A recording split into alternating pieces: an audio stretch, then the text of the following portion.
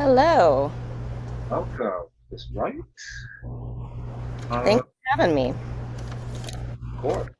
Fantastic choreography, by the way. Thank you. I didn't choreograph it, but I am a dance artist, so it was fun to do. A lot Okay, of fun. lovely, lovely. Are you here alone? My director Derek Small was supposed to sign on. You guys were running early. Oh, I think he's here. Looks like Can he's you here. hear me? I'm here. Yeah, I Yes, can hear you. I can hear you. Yeah, so that's my director, and then I produced and sort of wrote the whole thing and kind of orchestrated the shoot and stuff. Oh, brilliant. Uh, Please introduce to us, the whole Yeah. project here, please. I would love to know more about this. Yeah, so my name's Jasmine Wright, and I'm outside right now. Sorry, it's kind of loud. I did this project years ago in it was probably like 2016 or 17 when I lived in LA. And I had just gotten there and I was trying to get seen as an actor and, do the whole grind. And originally I wanted to do a Catwoman piece because I wanted to showcase myself as a dance artist and show that I could do action and I could do physical stuff and I could also act. Plus, I had the costume already because I did kids' superhero and princess parties. So I was like, well, I'll just do Catwoman. And originally, I was just going to shoot it on my iPhone and shoot it at Griffith Park and just, you know, I was kind of half-assing it, and then I started to think about it more, and some of the people I had met already and contacts I had made who I knew could possibly help me, and I was like, I could probably make this a little better than just shooting on my iPhone in the park. So I sat down and kind of thought out a very brief scene, but a scene that I could put hopefully a lot of production value into. Because it was my first film, my first self-produced project, so I didn't want to do something that was too big and too long and unachievable. And the only person of color that I had found who had played Catwoman, there's so many Catwomen out there, was Halle Berry at the time that I knew of. And that particular film wasn't received very well, which was kind of disappointing because I was like, oh, she's a person of color like me. It's nice to see a version of yourself on the screen. So then I did a little more research and I found Eartha Kitt from many, many years ago. And I had never heard of her, but she played Catwoman for a little bit back in I want to say it was like the 70s, 60s, something like that. But she was amazing.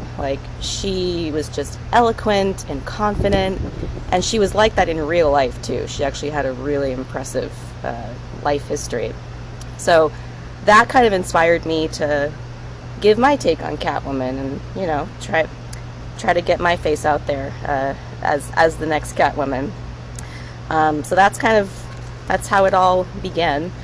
My team, I sort of handpicked from people that I'd worked with on short films while I was down there. My camera guy, my director of photography, Champ Robinson, I met him, I was working on one of his shoots, and at the end of it, he was like, hey, if you ever want me to, shoot something for you as a favor to pay you back, just let me know. And I'm sure he didn't have in mind the big production I planned, but later on I was like, hey, still offering those camera skills. And he was super busy, but I was grateful that he followed through and came with his fancy camera and stuff. So that's my camera guy. The other actor, Austin, I found him on that same shoot.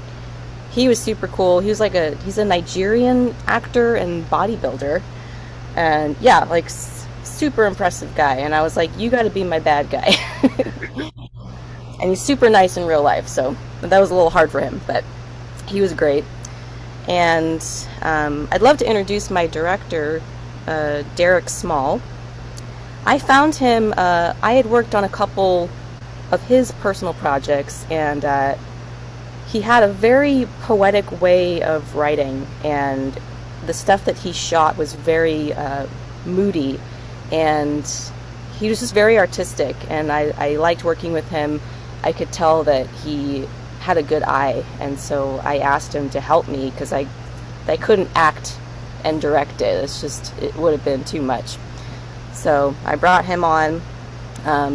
Someone introduced me to a stunt guy who worked for Marvel, and he kind of took me under his wing and was like, "Hey, I know you're not a stunt person, but you want to pull this off. Like, I can help you with the choreography. We can do something that's not too complicated, where it still looks clean and good." And his name was Cedric Harris. He helped me out like tremendously. Otherwise, we might have looked a little silly up there. And yeah, that was my main team. Kenneth Bauer did the music and the sound design, and I was really blessed to find him because I went through a couple other composers and they just weren't getting the sound that I had hoped for. And then he came, and it was just like, oh.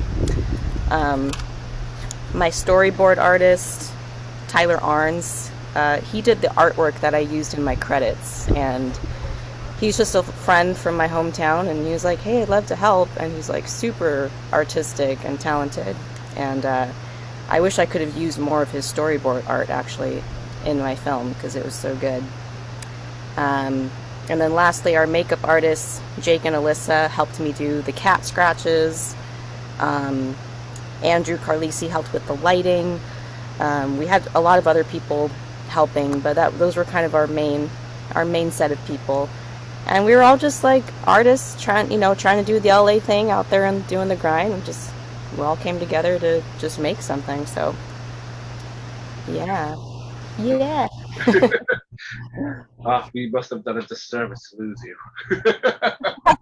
Yeah, I moved back home, but I'm still acting, just doing it from a different place now.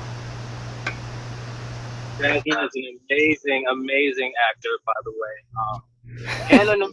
and an amazing producer. Even though I don't know if she really wants to like go down that road, but I think every director would love to have a producer who thinks through the level of detail that she thought through, because I think it makes a director's job really easy. And I'm a producer, and even I was like, please. Thank you.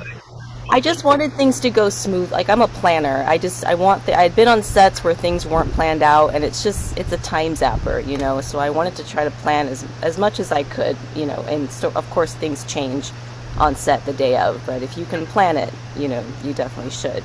And I think it was Derek, my director, who actually is either Derek or Champ, my DP.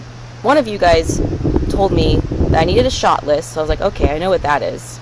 And then you were like, you need a camera placement map. And I didn't know what that was. I was like, what?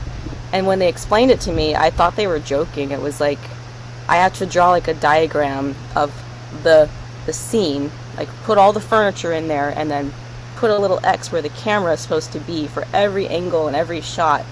And I didn't know people did that. I was like, that's so tedious. But yes, when they want to do it right, for sure. Yeah, I remember us sitting in some kind of conference room going over those things, for sure. Yeah, that was hard. That was the hardest part, I think, was that. Just like, yeah, but I'm glad I did it. I think it helped the day of. Certain things changed, but it helps to have a plan that you can refer to. Well done. Well done. I think you've actually managed all the details quite seamlessly. Thank you. So I know there are people out there that are meticulous enough to plan out when the camera actually moves forward, that somebody in the crew would actually move the furniture just so that they could continuously do the shot. Wow. And just with whatever angles you actually chose, it was just so flattering. Thank you.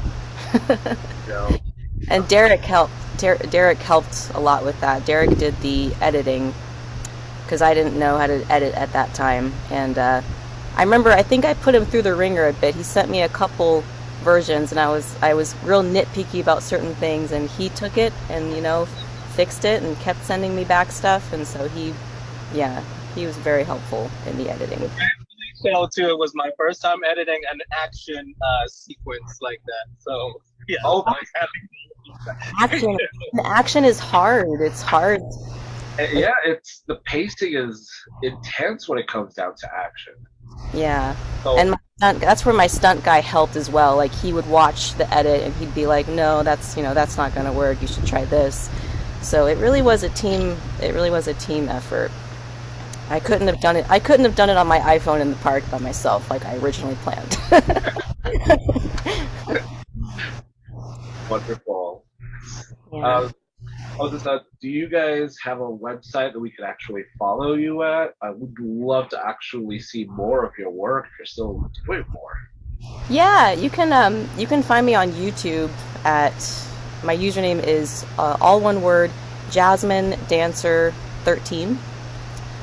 And yeah, I have a bunch of random stuff up there. The only other big project I produced recently was a music video tribute to fallen police officers. I was a police officer for a quick minute in 2019, 2020, and I'm not anymore. I decided it wasn't for me, but I made something that hopefully would honor the profession and just what I learned in it. So here's to more projects, but producing is, like Derek said, it's tiring. Like it's a lot of work. Yeah, no, I totally understand. I used to do theater productions and being a producer for any production. That's live. Like you can't take that back. Well, you cannot. Yeah. Kudos. But Derek, is there any place we can follow you? I don't know if you're on social media anymore. Throw your Yeah, wait. I am. You can on Instagram is created by DS, and then on YouTube, if you just go to DS Artistry Productions or Derek Small, I should come up somewhere. Okay. We can put that in. We'll put that in the chat. Yes, please. Thank you. Awesome. When is this just I guess one last question. I mean, words of encouragement to people that want to actually be in your spot right now. I know being an independent filmmaker is always a thankless job, and sometimes you have to actually make these projects out of passion. Yeah. And that was another thing. I did raise some money to do this to kind of curb the cost, but not nearly enough to pay everyone what they were worth. Like everyone got a very small stipend, which you always feel bad because it's like you know what they're worth, but we're trying to make stuff so we can get to the point where we can pay those rates that we want to. But yeah, I would say just keep. My biggest downfall right now is like kind of becoming too isolated, between COVID and then I became a mom.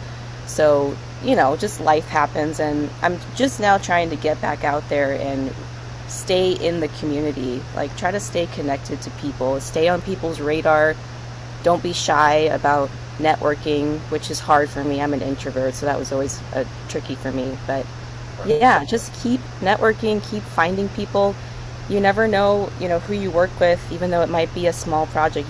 You never know who's gonna skyrocket one day and just be that next Christopher Nolan. So yeah, just don't underestimate people and just always stay humble, but know your self-worth too. That's important. I don't know if Derek has anything to say. Yes. I would have to echo that a little bit, just because especially because I work full time, and I think the pacing of the projects I do it's really slow. It's like once a year, so the learning is also a little bit slower. So I mean, if you can get to a place where you're either able to grind for real with this filmmaking thing, or if you can balance out your life a little more to encourage yourself with a space to do more art, then I would push for that and recommend that, because at my current pacing I think the grind is not necessarily there because there is something steady coming in, and I'm not saying that everyone is blessed with that opportunity, but it does take away from the ability to consistently pursue art seriously.